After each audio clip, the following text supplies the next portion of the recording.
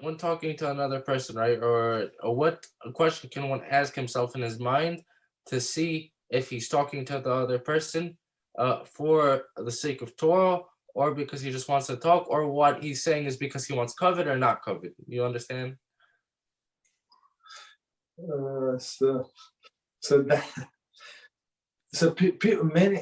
Many people, for example, I tell this one. So many people like people who like to do small talk. Small talk, like about nothing, like all of these jokes and stuff like that. So me personally, I don't like small talk. Okay, so somebody said, like I was going out of the shul, and somebody said, so where do you live? I said, well, why are you asking? I said, I live in Galus. Like I live in Galus. I said, what do you mean? Everybody? No, I said, I said, do you feel that you live in Galus? I pretend like I get excited. I said, whoa, no, I apologize. Yeah, like why would the guy ask what he wants to give me a lift home or stuff like that? So he wants to come to visit. He does he wants to invite me. Or another guy asked me where do I live. I said, oh, you want to invite us over for Friday night? I said, but don't worry. If you don't have enough chairs and tables, I can bring before Shabbos and all my kids, and they're very nice. And if they break something, we're going to pay. We're going to pay whatever they break, and we're going to pay for a cleaning after.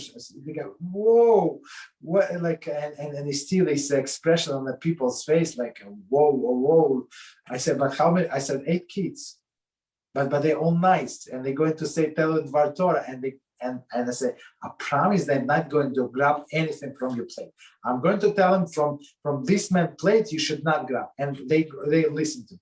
So the guy, like he said, oh yeah, I have to go this way. I have to talk to Rabbi. I said, Rabbi left 15 minutes ago. What are you talking about? Oh, Rabbi left. Okay, so maybe I have to help this guy to clean the shul. So me personally, I don't like the small talk. So if you wanna learn with me, okay, we're going to. If you want to my help, if you need the ride, I have my car there, I can give you the ride. But this, where do I live, wherever do I work, it's like annoying. Understood.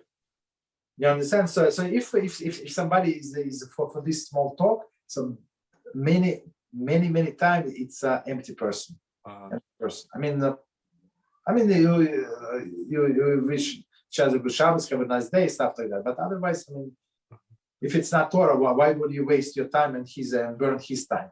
Right? It's disrespect to his time also, and your time. I agree.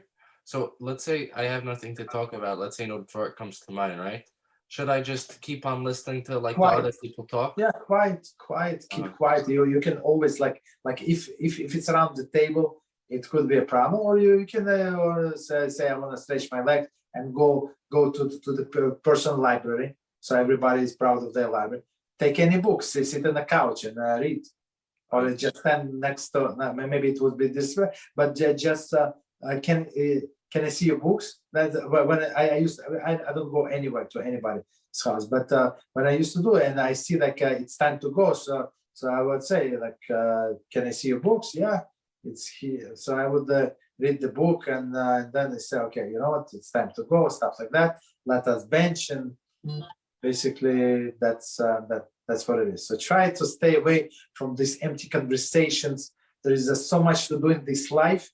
So these empty conversations are basically not good. Not for you, and not for that person. Understood. Yeah, understand. So I'm from Galus, and if you want to come, you can come over.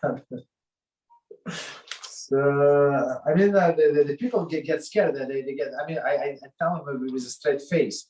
If you need chairs, if you need tables, stuff like that. Okay, I think we can stop here.